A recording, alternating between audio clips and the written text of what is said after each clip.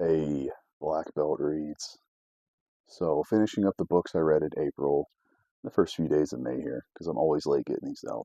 Every single book I read in April was a reread. I just thought that would be a fun challenge. Only grab books I've read before and reread them for the whole month.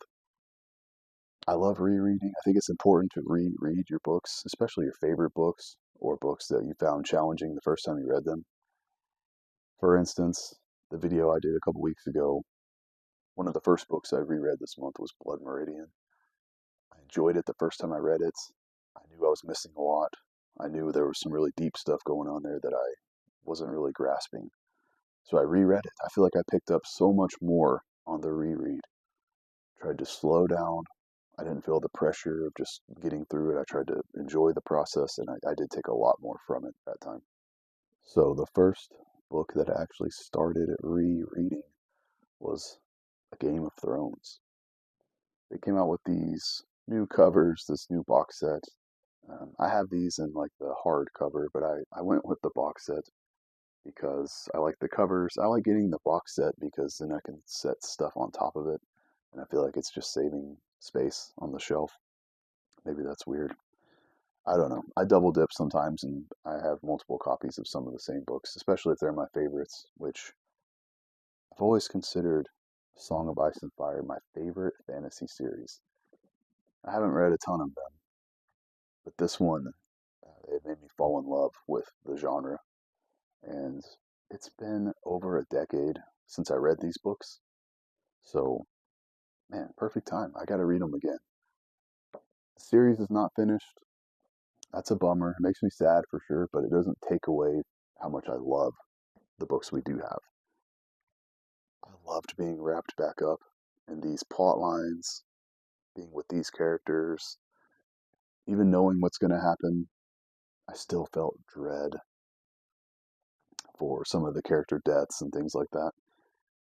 So I'll do spoilers. I mean, I'm sure most everybody that's going to see this has seen the show at least, but spoilers for the book. So the death of Khal Drogo, the death of Ned Stark. I mean, even though I knew these things were coming, this dread when I was reading them, like, actually got my heart rate going up.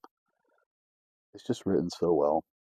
It was so enjoyable to be thrown back into these little theories. I remember when the series was coming out, reading all the fan theories about Jon Snow's parentage and all that kind of stuff. And man, we don't have it confirmed in the books, of course, but the show confirmed that Jon Snow was not actually Ned Stark's bastard. Knowing that and rereading this, seeing all the little hints dropped was so fun. So fun. I can't wait to reread the entire series again. There are so many quotes throughout the book that just stood out to me. I loved so much. I thought about them for the last 10 years or so since I've read the books. And when I read them again here, just brought a smile to my face. Like when the book opens up and Ned Stark is going to behead a deserter from the Watch. And he says, you know, the man who gives the punishment should perform the act. Don't give it to someone else to do. Do it yourself. Be a man, be a leader, do it yourself. I love that. Bran is like, Dad, I'm scared. Like, how can I be brave if I'm scared? And Ned says, you can only be brave when you're scared. When you're scared, that's when you can be brave and get over it. I love that kind of stuff. Tyrion, the imp, when he tells Jon Snow, all dwarves are bastards in their father's eyes. I love that. I love that line. I think a lot of these are put in the show too. Jon Snow's like, what do you know about being a bastard? What else? Oh, man. Viserys, when he tells Daenerys that he will let every man in the Khalasar have her, and then all their horses too, that's like, oh my God, I hate him so much. It's one of the first times you really, really hate someone in this book, is Viserys. Now, after reading Blood Meridian, reading A Song of Ice and Fire. These are some pretty depressing books, especially Blood Meridian. I really needed something uplifting, something that would just bring my spirit back up. So I decided to continue with my reread of Berserk. Why did I do this to myself? God, I don't know. This definitely put me in a bit of a funk for a few days after reading Blood Meridian and all the horrifying things that happened in that book, and then going to Berserk, and I'm on volume 4. So if you're unaware, volume 4 is where the most horrific thing in the series, at this point at least, happens. The eclipse. So, kind of like my last video, I talked about Ice Cream Man. I've read Ice Cream Man before, but I read it in the trade paperbacks. So I was able to reread Ice Cream Man, but also read it in my deluxe hardcover that I got. So I'm rereading a book, but I'm also getting to read it in this new format that I have. Same thing here. I've got these deluxe formats of Berserk. They're actually right there. I've got the first 9. I think there's 14 total. So slowly working my way through these. I've read this material before in the past. This has been out since I was a little kid. I remember going to the mall as a teenager, back when people went to the mall, and reading the original Berserk, tiny little graphic novels. Now this is extremely graphic. So much so that it comes with these stickers on here that's like parental warning that you got to peel off. The book is beautifully built. The binding and everything is great. Look at that. I mean, it's hard to open this up and show anything because you never know what you're going to go to. But it's all black and white manga, beautiful artwork, so much detail. The Japanese style is more like line work, where there's so many lines it makes the characters pop. They're so beautiful, and the backgrounds can be absolutely stunning, like huge landscapes of pencil drawings. Whereas American comics is not so much like that. It's more simplified, sort of. There's not so much happening in the background a lot of times. So just different styles, you know. If you've never read Berserk, just be warned. Extremely violent.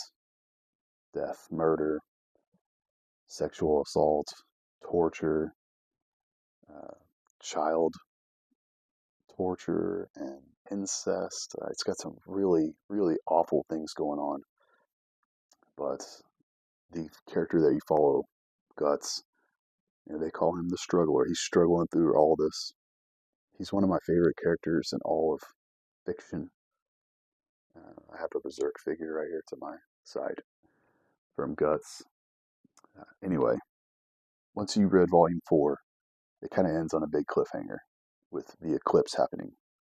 So, of course, I ended up jumping right into Volume 5 after I read Volume 4. So, went ahead and did Volume 4 and Volume 5 together. These really are a companion piece because this is sort of the culmination of the Golden Age arc. And yeah, Volume 5 actually is where the really, really horrifying stuff happens with Casca and everything. If you've read the series, you'll know exactly what I'm talking about. If not, just be warned. It's very, very hard to see, very hard to read. But it really sets up the struggle that Guts is going to go through throughout the remainder of the series. Again, I haven't read the entire series. Just like Game of Thrones, it's not finished anyway. Unfortunately, the author passed before he could finish the series. So I believe his, apprentices, his proteges will continue the series for him. And yeah, I'm curious to see where that's going to go. But Berserk is one of my favorite comics. It's one of my favorite stories in all of fiction. I'm a huge fan of Dark Souls and the Souls-like games, and they take heavy inspiration from Berserk. So that's just another thing that always makes me happy when I play those games. And you can cosplay as Guts and everything.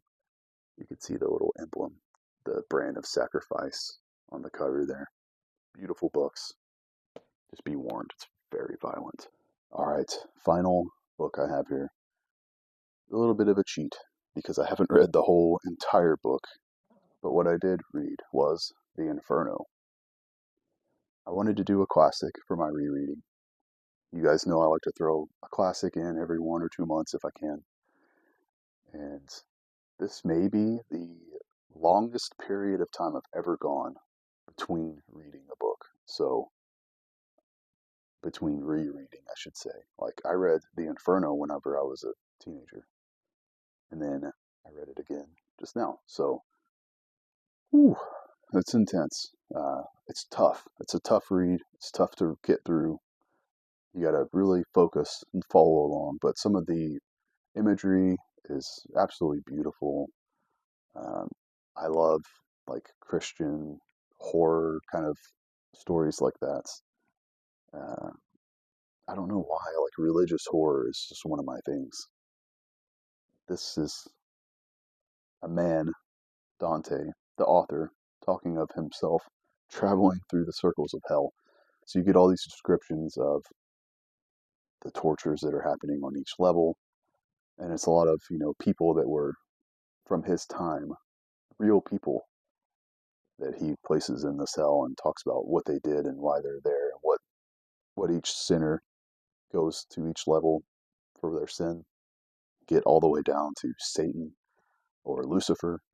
And his description, his commentary on what's happening is beautiful, but it's just kind of hard to get through. I've never actually read Purgatory and Paradise or Purgatorio and Paradiso.